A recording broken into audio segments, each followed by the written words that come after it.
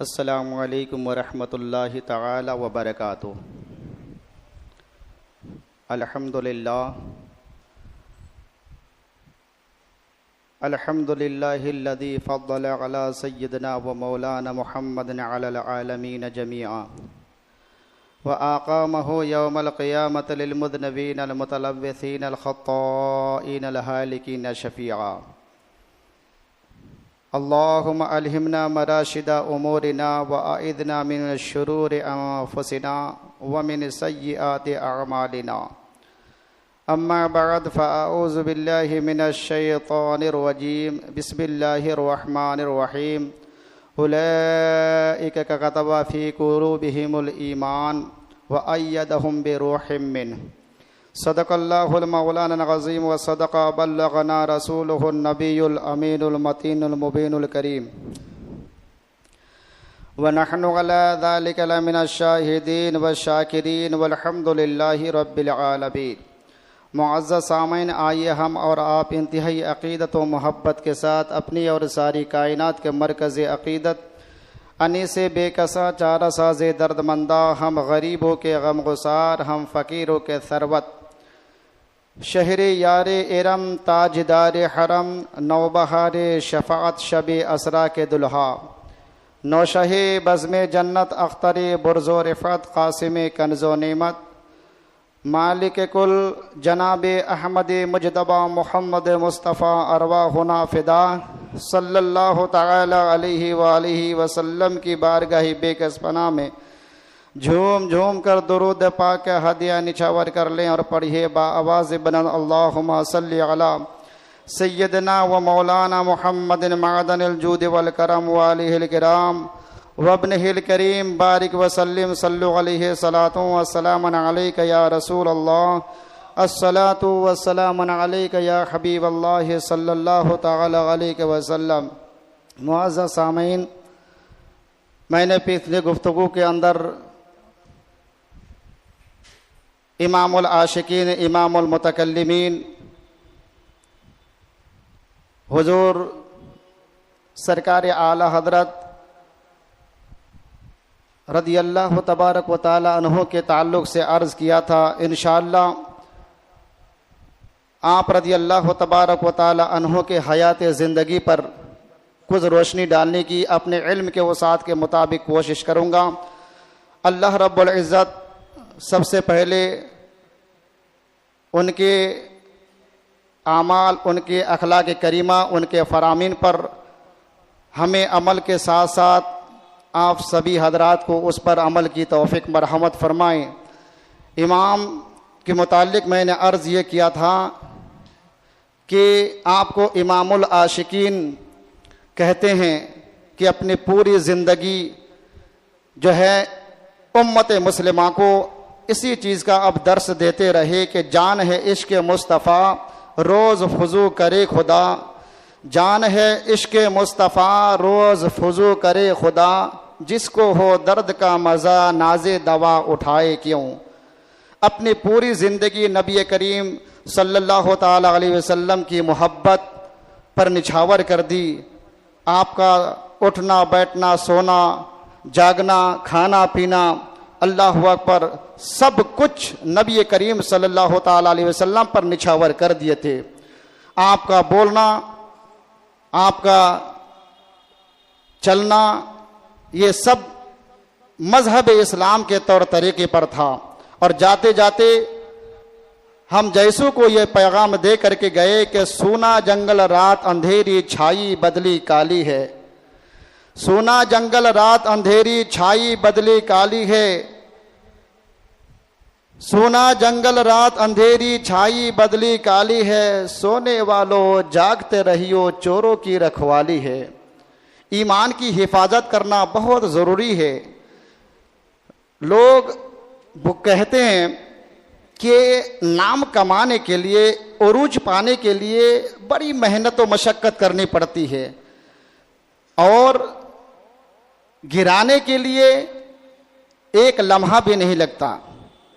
اس لیے میرے امام نے یہ دنیا والوں کو پیغام دیا، مجاز دیا کہ جو کچھ بھی اللہ تبارک و تعالیٰ نے ہمیں زندگی دی ہے، چاہے وہ 40 سال کی زندگی ہو، 50 سال کی زندگی ہو، 70 سال کی زندگی ہو، یہ زندگی جو ہمیں دی گئی ہے یہ صرف اور صرف امتحان کے گھر سے ہم دنیا میں آئے ہیں، کیونکہ دنیا یہ دارالعمل ہے، دارالامتحان ہے۔ اس زندگی کے اندر ہمیں ایسا کام کر کے جانا ہے جس سے ہمارا رب ہم سے راضی ہو جائے، جس سے ہمارے رسول سید عالم صلی اللہ تعالی علیہ وسلم ہم سے خوش ہو جائے۔ اور سب سے بڑی نعمت یہ ہے کہ ایمان کا سلامت کے ساتھ اس دنیا سے جانا۔ تو امام نے یہ پیغام دیا کہ سونا جنگل رات اندھیری چھائی بدلی کالی ہے، سونے والوں جاگتے رہیو چوروں کی رکھوالی ہے۔ سونا جنگل رات اندھیری چھائی بدلی کالی ہے، سونے والوں جاگتے رہیو چوروں کی رکھوالی ہے۔ اور آنکھ سے کاجل صاف چرا لے یا وہ چور بلا کے ہیں، آنکھ سے کاجل صاف چرا لے یا وہ چور بلا کے ہیں، تیری گٹھری تاکی ہے اور تو نے نیند نکالی ہے۔ یہ اشعار بہت ہی سخت الفاظ کا استعمال کر کے انہوں نے رقم طراز فرمایا ہے۔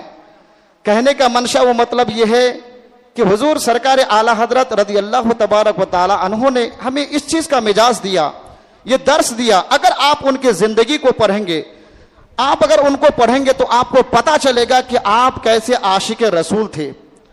آپ امام الفقہاء، آپ امام المتکلمین، آپ محقق زمانہ، محقق اثر، عالم ربانی، آپ حافظ قرآن، بے شمار آپ کے ذات بابرکت کے اندر پائے جاتے تھے۔ جبکہ یہ ہے کہ ولی جو ہوتا ہے،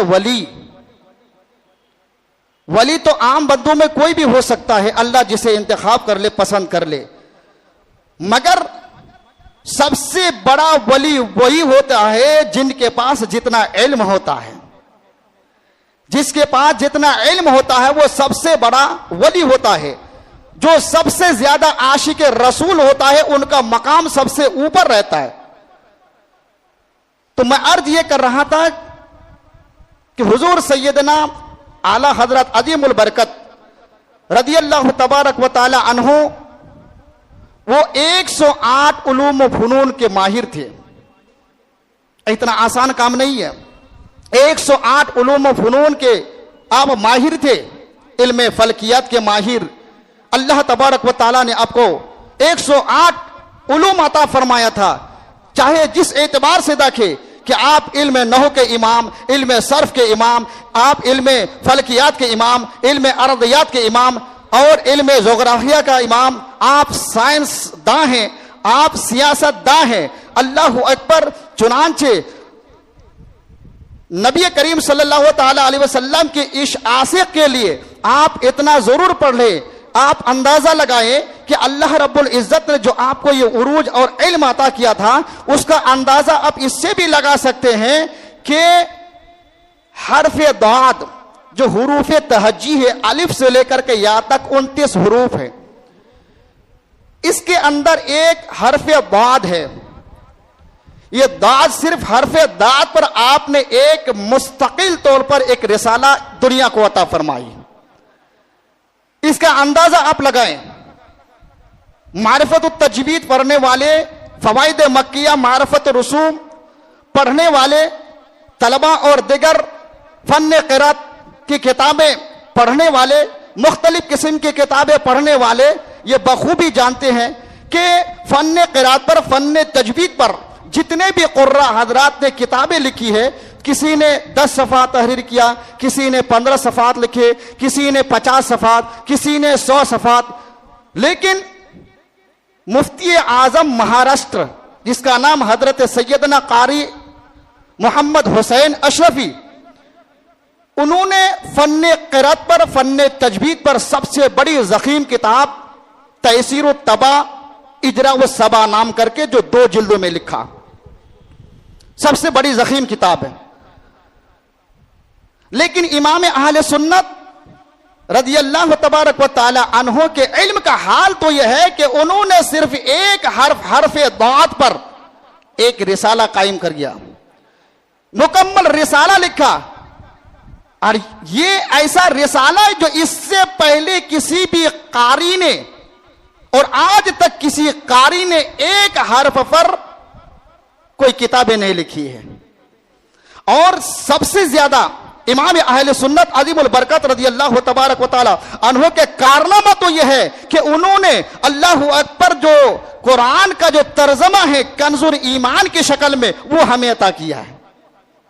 और कैसे अता किया आपको पता है कि उस दौर में हजरत सैयदना सदरुल सरिया बदरुल तरीका मुफ्ती अमजद अली खान अलैहि रहमत और रिज़वा इमाम अहले सुन्नत की बारगाह में हाजिरी दी और हाजिर होने के बाद अर्ज करने लगे, इमाम इस दौर में जो लोग कुरान का तर्जमा पढ़ रहे हैं तो कुरान का तर्जमा पढ़ करके लोग गुमराह हो रहे हैं, इसलिए कि उस वक्त जो है बर्रे सगीर के अंदर जो गैर आसिम मुल्क था उसके अंदर जितने लोगों ने भी कुरान का तर्जमा किया है अल्लाहू अकबर, तो तर्जमा करते वक्त लोगों को ठोकर यूं लगी कि जब उन लोगों ने अरबी का लिबास उर्दू में पहनाया तो उर्दू का लिबास पहनाते हुए ठोकर ये लगी आज भी उसके तर्जमे कुरान जो है मौजूद है। आपको यकीन ना हो तो पढ़ करके आप पढ़ सकते हैं, लेकर के आप पढ़ सकते हैं। उन लोगों ने तर्जमा ये किया कि कहीं तो अल्लाह तबारक व तआला के बारे में क्या ये लिखा कि अल्लाह ठीक ठाक करने वाला है, कहीं तर्जमा करते वक्त ये कहा कि अल्लाह झूठ बोल सकता है, कहीं तर्जमा ये किया कि अल्लाह मकरो फरेब करने वाला है। अल्लाह अकबर, अरे अलग अलग तरीके से उन लोगों ने कुरान के तर्जमे के नाम पर अल्लाह अकबर उन्होंने गालियां दी है अल्लाह तबारक व तआला को, और लोग उनके तर्जमे को पढ़ करके गुमराह हो रहे थे, लोग जो है उनके तर्जमे को पढ़ करके बहक रहे थे। इसी दरमियान में क्या होता है, मुफ्ती अमजद अली अलैहि रहमत और रिज़वान इमाम अहले सुन्नत की बारगाह में हाजिर होते हैं और हाजिर होने के बाद अर्ज करते हैं, इमाम अल्लाहू अकबर, लोग कुरान का तर्जमा पढ़ करके गुमराह हो रहे हैं, लिहाजा मैं चाहता ये हूं, मेरी तरफ से गुजारिश ये है कि आप कुरान का तर्जमा सही तरीके से लिख दे ताकि लोग जब कुरान का तर्जमा पढ़े अल्लाह अकबर उसका जब तर्जमा पढ़े तो तर्जमा पढ़ने के बाद वो ना बहके। चुनांचे इमाम अहले सुन्नत अल्लाह अकबर उस अजीम अबकरी शख्सियत का नाम है कि 24 घंटे के अंदर 22 घंटे आप जागते थे, सिर्फ 2 घंटे आप सोया करते थे। अल्लाह अकबर, ऐसे वक्त में जब मुफ्ती अमजद अली खान सदरुल सरिया आते हैं, आने के बाद कहते हैं कि इमाम कुरान के तर्जमे की गुजारिश है, आप तर्जमा कुरान कर दीजिए। चुनांचे इतने वक्त में मेरे इमाम ने कहा कि मैं क्या बताऊं, मेरे पास टाइम नहीं है कि मैं कुरान का तर्जमा कर दूं, लेकिन अल्लाह अकबर मेरी एक आदत है कि जोहर के नमाज के बाद मैं खाना खाता हूं और जोहराना खाना खाने के बाद मैं कैलूला करता हूं, उसके बाद तुम आ जाना। अल्लाह अकबर, कुरान की आयतें मेरे सामने पढ़ना, मैं तर्जमा कर दिया करूंगा, मैं तर्जमा लिखा दिया करूंगा। अल्लाह अकबर, कुरान का तर्जमा करना इतना आसान काम नहीं है, इतना आसान काम नहीं है। ये आजकल लोग जो छोटे छोटे जो है कम उम्र नौजवान लड़कों के ईमान के अंदर ये खुराफात किस्म के जुमले डाले जा रहे हैं, अल्लाह पर इन्हें हिदायत दे। ईमान सही सलामत रखना बहुत बड़ी बात है, बहुत बड़ी दौलत है कि कुरान का तर्जमा करना कोई आसान काम नहीं है। इसलिए कि जब आप कुरान करीम की आप तिलावत करेंगे तो सूरतुल बकरा के अंदर एक लफ्ज तकवा या है लफ्ज तकवा, ये लफ्ज तकवा अल्लाह पर ये अलग अलग मानों पर इस्तेमाल होता है। तकवा का माने कि कुछ और लिया गया है, कहीं कुछ और लिया गया है, कहीं कुछ और लिया गया है। ये कम इल्म वाले अल्लाह पर कुरान का तर्जमा नहीं कर सकते। मुफस्सिरीन लिखते हैं कि कुरान का तर्जमा करने के लिए 54 इल्म का हासिल होना जरूरी है। अल्लाह पर, और साहिब तिरमिजी मुकद्दमा के अंदर नकल फरमाते हैं कि कुरान की तफसीर के लिए 8 उलूम का होना कंपलसरी है, जिसके अंदर 54 इल्म होंगे वही कुरान का तर्जमा कर सकता है। कोई ये ना समझे कि 3 महीने या 4 महीने अरबी स्पीकिंग कोर्स करके वो कुरान का तर्जमा कर दे, इतना आसान नहीं है। कोई कहे कि मैं अरब में जाऊं, दुबई जो है 1 साल 2 साल रह करके अरबी बोल करके कुरान का तर्जमा करो, नहीं नहीं, बल्कि कुरान का तर्जमा करने के लिए 54 उलूम का हासिल होना जरूरी है। अल्लाह अकबर, आप अंदाजा लगाए कि इसी हिंद पाक के अंदर एक अजीम शख्सियत आपने किताब में पढ़ा होगा जिसे मिर्जा असदुल्लाह गालिब कहते हैं। वो अजीब अल्लाह अकबर क्या कहते हैं लिसानियत का बादशाह,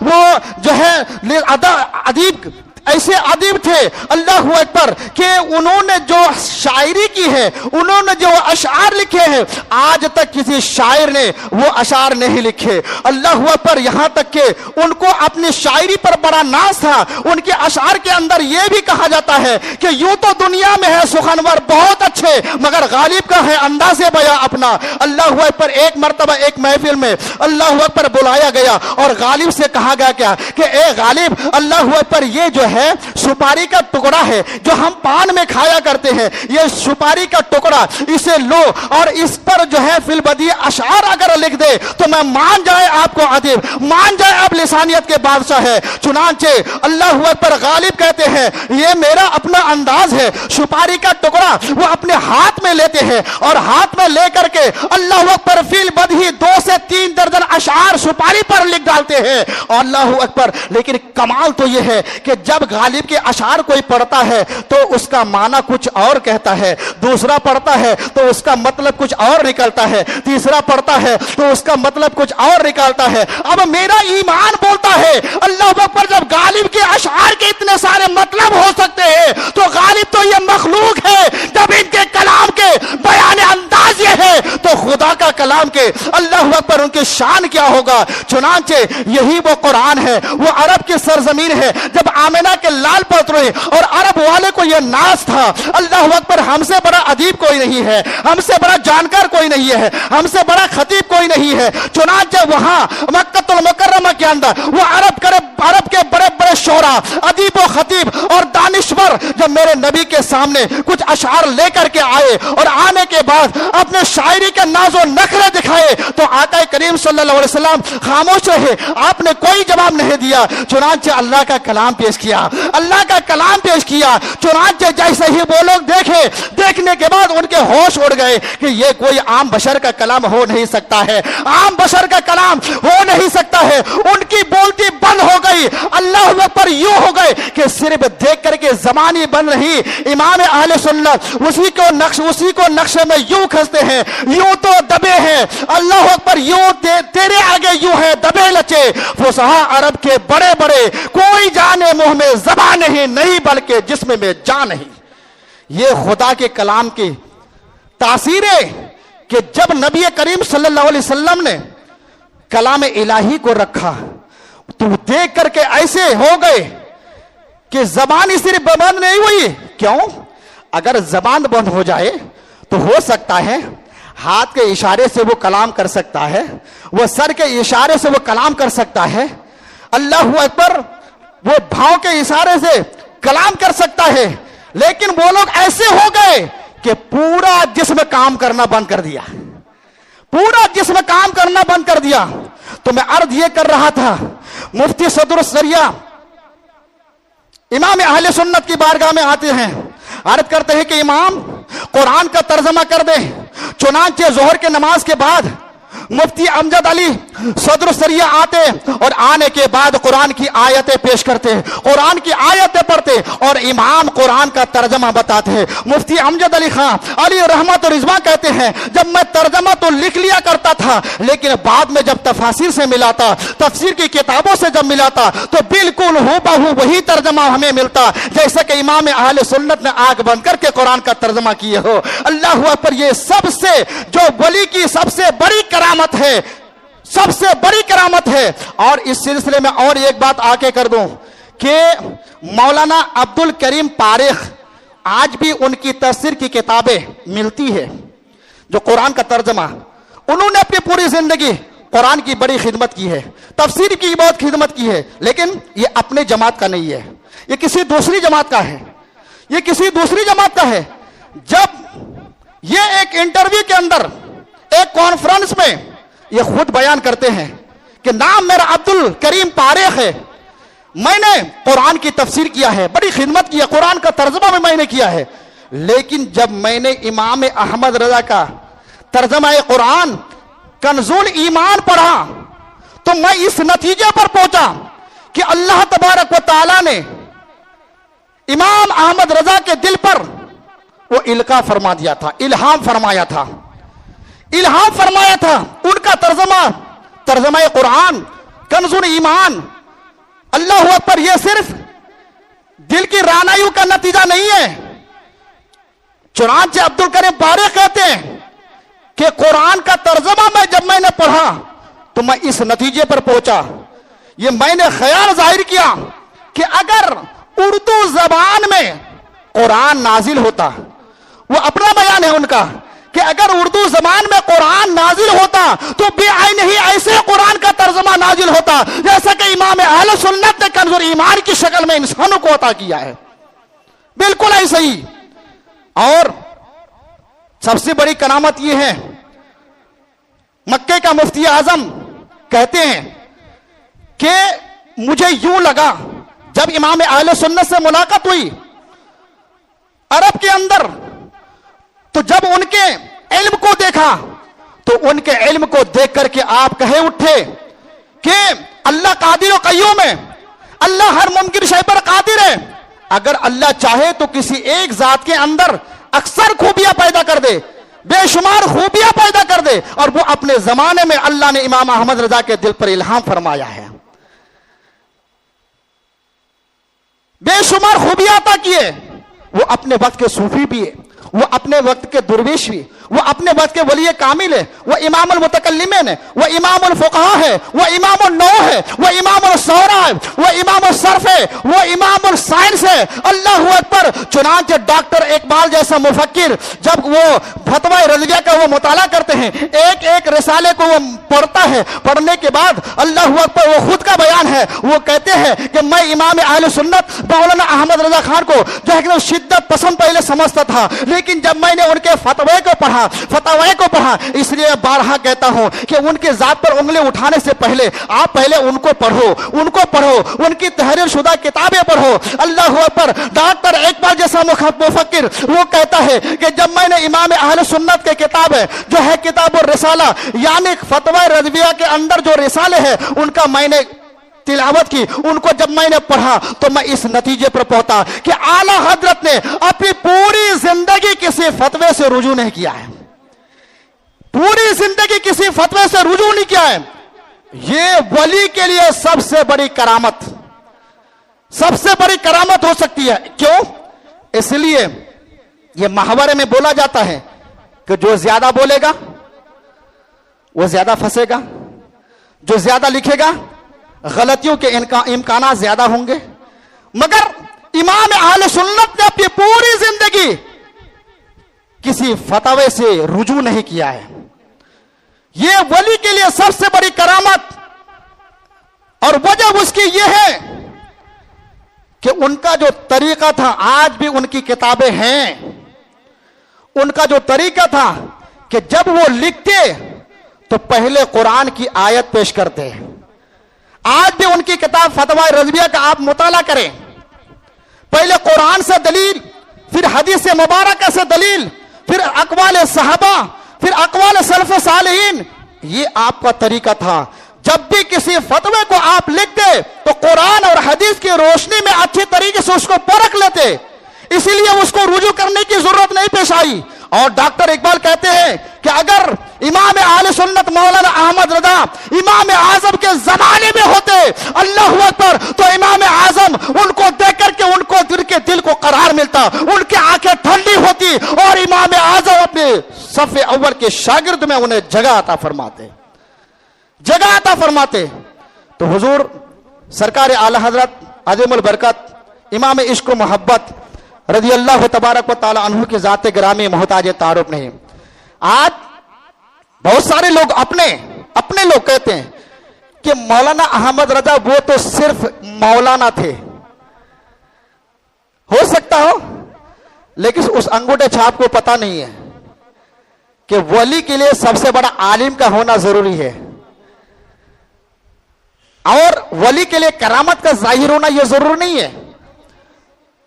میں اپنے علم کے وسعت کے مطابق کہتا ہوں کہ جتنی کرامتیں امام اہل سنت کی ہے،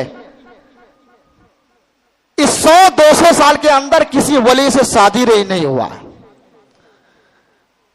ساری خوبیاں آپ کے اندر پائی جاتی تھی. وہ روایت میں بیان کرتے ہیں کہ امام اہل سنت کے پڑوس میں ایک شخص رہتا تھا جو पीर को वो अहमियत कभी नहीं देते थे, उनको बुरा भला समझते थे, ये धंधा कहते, ये धंधा है। और उन्हीं के खानदान में कुछ लोग इमाम आला हजरत, इमाम आले सुन्नत हुजूर सरकार आला हजरत से मुरीद भी थे, बैठ थे। तो इन लोगों की कोशिश ये थी कि पीर मुरीदी को पसंद नहीं करता, किसी तरीके से इसको इमाम की बारगाह में ले जाया जाए। एक दिन राजी किया, राजी हो गए और चले रास्ते से। चलते चलते सामने एक दुकान, मिठाई की दुकान, हलवाई की दुकान नजर आई, और उसमें कुछ जो है अमृत जलेबी की शक्ल में जो होती है वो तल रहे थे। इतने में जब उनकी नजर पड़ी तो उन्होंने कहा कि मुझे पहले ये खिलाओ, मुझे पहले ये खिलाओ, तब मैं जाऊंगा। तो उन लोगों ने कहा कि ठीक है, कोई बात नहीं, जाते समय ना सही, जब वापस आएंगे तो हम आपको खिलाएंगे। वादा हुआ, पहुंचे इमाम की बारगाह में। जैसे ही पहुंचे, अल्लाह पर पहुंचते ही इमाम आले सुन्नत के बारगाह में एक मुरीद एक टुकड़ा जलेबी लेकर के पहुंचे। और वहां का दस्तूर था, निजाम था। इसलिए कहते हैं लोग बदल सकते हैं, शरीयत कभी नहीं बदल सकती, कभी नहीं बदल सकती। इमाम आले सुन्नत के दरबार की ये शान थी कि जो सादात कराम होते थे, सादात कराम, उनको दोगुना हिस्सा दिया जाता था। जो दाढ़ी वाले होते थे, बाशरा जो होते थे, उनको डबल हिस्सा, दोगुना हिस्सा दिया जाता था ये। और जो बेगर दाढ़ी वाले होते तो उन्हें एक हिस्सा मिलता। चुनांचे जैसे आए तो इनके जबान से लाल टपक पड़ना शुरू हो गया। तो इमाम आले सुन्नत फातिहे के बाद जब तकसीम करना शुरू किया तो उनका जो एक मुरीद था वो दाढ़ी वाले को और सादात किराम को दोगुना हिस्सा, डबल डबल दिया करते थे। और वो जो बैठा हुआ था बेगर दाढ़ी का, उसे एक हिस्सा मिला। मेरे इमाम की नजर जैसे ही पड़ी, मेरे इमाम ने कहा कि उसको दोगुना हिस्सा दिया जाए, डबल दे दो। अर्ज की गई, आका ये तो बेगर दाढ़ी वाले हैं, ये बेशरअ है, और आपका ये कानून है कि इन्हें एक ही हिस्सा मिलेगा। तो इमाम कहते हैं कि बात सही है, लेकिन उनका दिल कह रहा है कि और हिस्सा मिल जाता तो बड़ा अच्छा होता, और अगर एक हिस्सा मिल जाता बड़ा अच्छा होता। अल्लाह अकबर, इतना इमाम का कहना था। वो मुड़ करके इमाम की तरफ देख रहे हैं और देख करके वो कह रहे हैं कि जो दिल की बातें बैठ बैठ करके जान जाए वो कोई आम बशर आवामदी हो नहीं सकता है, वाकई वो अल्लाह का महबूब है। उसी वक्त जलेबी को छोड़ करके हाथ पर हाथ दे करके मुरीद हो जाते हैं। ये इमाम आले सुन्नत। और आपने सुना होगा मौलाना दीदार, ये आप नापसंद करते थे, बेशुमार इस तरह की ये करामत ही तो है। और मैं इन सारी करामतें जो लोगों के साथ हुआ, इससे मैं फौकियत उन करामतों को देता हूं जो आपकी खिदमत है, जो कंजुल ईमान की शक्ल में हमारे सामने पेश किया है। ये सबसे बड़ी करामत है। जो फतवा रज़विया का लिखना, ये बहुत बड़ी करामत है। ये अल अमन उल उला, नबी की अजमत पर उन्होंने तहरीर करके जो कौम को अता किया है, ये सबसे बड़ी करामत है। सिर्फ करामत ये नहीं कि मुर्दे को जिंदा कर दिया। वैसे ही एक पीर साहब थे, दिमाग में नहीं आ रही है, तो हमारी सोच है कि जो पीर होता है कोई करामत जाहिर हो, ऐसा थोड़ी, ये सब अल्लाह के बंदे हैं, वो अल्लाह की मर्जी के खिलाफ कोई काम ही नहीं करते। आज तो हम ऐसे लोगों के हाथ में हाथ देकर के मुरीद हो जाते हैं जो इल्म के एतबार से पूरा सीना बिल्कुल खाली है। और अगर जबरदस्ती हम अपने पीरों से करामत निकालते हैं, अगर ना निकले तो खुद बयान करते हैं। अल्लाह तबारक व तआला हमें हिदायत अता फरमाए।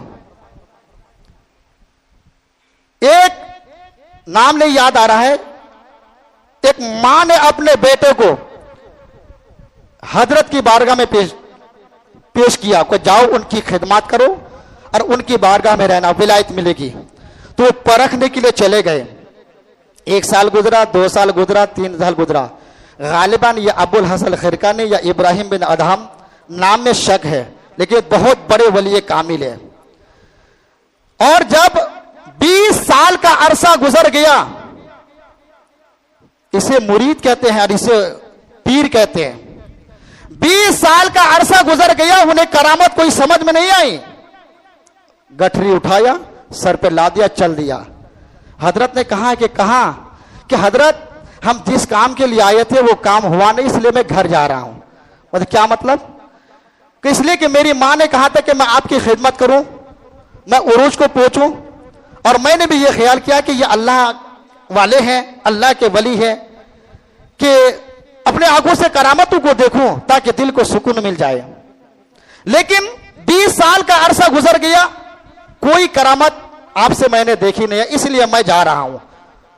تو حضرت نے کہا تھا ذرا رکو تو صحیح, تمہیں کیسی کرامت چاہیے, تمہیں کیسی کرامت چاہیے؟ تو انہوں نے کہا کہ جو بھی ہو جسے عقل قبول نہ کرے ایسی باتیں. تو آپ رضی اللہ تبارک و تعالی عنہ نے فرمایا اچھا بتاؤ 20 سال ایک طویل مدت ہے, 20 سال کا عرصہ گزر گیا, اور سچ میں بتاؤ تو اصلی جو پیر کی نشانی یہی ہوتی ہے, اصلی جو پیر کی نشانی یہی ہے. آپ نے بتایا کہ مجھے بتاؤ کبھی نماز کو چھوڑتے ہوئے تم نے مجھے دیکھا ہے؟ محبت سے سبحان اللہ کہہ دیجئے. اس نے کہا کہ نہیں. تو یہ کرامت نہیں ہے تو کیا ہے؟ آپ نے فرمایا کہ اچھا بتاؤ اس لمبی مدت کے اندر تم نے کبھی دیکھا جو میں نے شریعت کے خلاف کام کیا ہو؟ تو اس نے کہا کہ نہیں ایسا تو نہیں دیکھا ہے. تو یہ کرامت نہیں ہے تو کیا ہے؟ اتنی لمبی مدت تو نے میری دربار میں گزار دی, کبھی جھوٹ بولتے ہوئے یا کسی کو جھڑکتے ہوئے دیکھا ہے؟ اس نے کہا کہ نہیں. تو یہ کرامت نہیں ہے تو کیا ہے؟ یہ سب سے بڑی ایمان کی دلیل یہ ہے کہ اگر ہم اوامر پر عمل نہ کر سکے تو پھر ہم نواہی سے بھی بچتے رہیں. اگر ہم سے نیکی نہیں ہو رہی ہے تو ہم گناہ کا کام بھی نہ کریں. چنانچہ اس نے کہا واقعی تو ہے, تو سب سے بڑا مضبوط ایمان والا وہی ہوتا ہے جو شریعت کا پابند ہو, شرع کا پابند ہو, جو شریعت کے خلاف کبھی قدم نہ اٹھائے. یہ سب سے بڑی کرامت ہے. لیکن ان سارے کرامتوں کو ہم بھول چکے ہیں. ہمیں تو وہ چاہیے کہ ایسے پھونک مارے اور انڈا ہاتھ میں آ جائے, ہمیں تو ایسا چاہیے کہ چلتے چلتے گاڑی رک جائے, ہمیں تو ایسا چاہیے کہ جگہ ایسی جگہ ہو جانوروں سے ہم بات کریں, ایسی ہمیں کرامت چاہیے. لیکن اللہ والے ہیں ایسی کرامتیں بھی دکھاتے ہیں, لیکن ہر جگہ نہیں. جہاں ضرورت پڑتی ہے تو ایسی کرامتیں بھی دکھاتے ہیں, ایسی کرامتیں بھی دکھاتے ہیں. مگر ہم کرامتوں کے چکر میں نہ پڑے, بلکہ ہم نے یہ بتایا کہ ولی کی لیے 4 شرطیں ہوتی ہے, چاروں شرط کا پائیدانہ ضروری ہے. میں نے بتایا کہ یہی امام اہل سنت نے ہمیں اسی چیز کا پیغام دیا. لوگ کہتے ہیں نا حدیث میں ہے, حدیث میں ہے. بہت سارے نوجوان کہتے ہیں کہ یہ چیزیں وہ حدیث میں ہے, اہل سنت کے خلاف ہے. دیکھیے آپ جب کتاب کا مطالعہ کریں گے, تاریخ کا مطالعہ کریں گے, تو 1857 ہجری سے پہلے, 1857 سے پہلے, ہجری نہیں عیسوی سے پہلے کوئی فرقہ بندی نہیں تھی. کوئی فرقہ بندی, کوئی فرقہ تھا ہی نہیں. جو کچھ بھی بڑھا کیڑے مکوڑے کی طرح وہ 1857 کے بعد. اس کا مطلب یہ کہ ہم اصلی ہے, ہمارا وجود شروع ہی سے 1450 سال ہی سے ہے.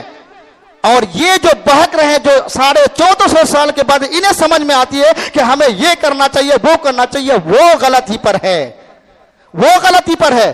اس لیے آپ اس کے چکر میں نہ پڑے کہ کوئی بھوکنے والا بھوک رہا ہے کہ حدیث میں تو یہ ہے لیکن یہ کر رہے ہیں. اگر آپ کو سمجھ میں آ رہی ہے تو آپ سیدھے کسی عالم دین کے پاس جا کر کے اس کی اصلاح کریں, اس کی اصلاح کرے. لوگ کہتے ہیں مسلک اعلی حضرت, مسلک اعلی حضرت, یہ ہمارے نوجوانوں کو بہکانے کی کوشش کرتا ہے. یہ مسلک اعلی حضرت بہکانے کی کوشش کرتا ہے کہ یہ چھٹا مسلک کہاں سے آیا, 5واں مسلک کہاں سے آیا. دیکھیے مسلک اس لیے علم کا ہونا بہت ضروری ہے. مسلک کس کو کہتے ہیں پہلے یہی انہیں سمجھ میں نہیں آتی ہے. مسلک کیا ہے؟ مسلک ہر بزرگان دین کے طور طریقے کو مسلک کہا جاتا ہے, اور ہم مسلک کی نسبت ادھر اس لیے کرتے ہیں کہ یہ ایسا مسلک ہے کہ اس میں اپنے ایمان کی پختگی بتانے کے لیے بہت سارے فرقے اس دور میں ہیں. کوئی تو جھوٹ بولنے کو جائز کہتا ہے, کوئی تو نماز چوری کرتا ہے, کوئی تو سجدے کو روا کہتا ہے, نہ جانے کوئی کیا کیا کہتا ہے. مگر مسلک اعلی حضرت ایسا ہے جو ان کہنے والوں پر منہ توڑ جواب دیتے ہیں. تو یہ پہچان کرانے کے لیے، ماورا سے ممتاز کرنے کے لیے ہم اپنے ایمان کی نسبت امام مسلک اعلی حضرت کے طرف، یہ پانچواں اور چوتھا مسلک نہیں، یہ مسلک یعنی مذہب وہ چاری ہے، وہ چاری ہے، اور جس معنی میں وہ کہہ کر کے وہ ہم نے جو ہے گمراہ کر رہا ہے، اس کو مسلک کا معلوم ہے، مسلک کا معنی ہی نہیں معلوم ہے۔ البتہ ان عالموں کو ہدایت عطا فرمائے، اور بالخصوص ہمارے جو نوجوان طبقے کے لڑکے ہیں انہیں بھی اپنے ایمان کی سلامتی عطا فرمائے۔